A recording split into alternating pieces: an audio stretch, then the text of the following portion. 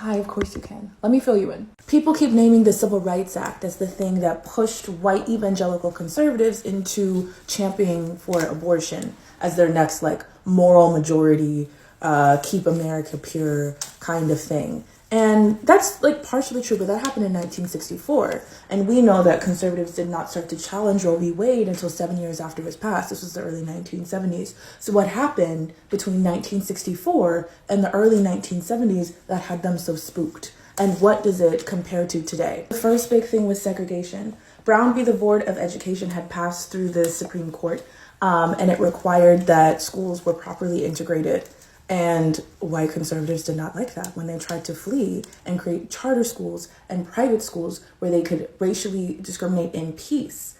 The federal government said, you can't do that, and you will not be eligible for federal funding so long as you discriminate on the basis of race. Second one was that Lyndon B. Johnson, president at the time, had signed the Affordable Housing Act into law.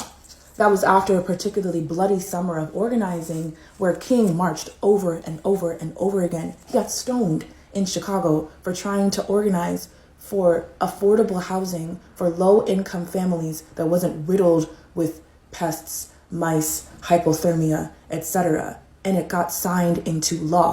Scary because a central tenet of racial capitalism is that you have to work to continue to survive. What if people didn't have to do that anymore? The third one was the race riots.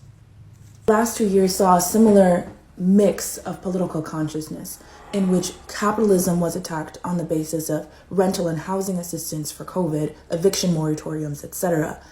And everyone got mad about how Black people are treated in this country.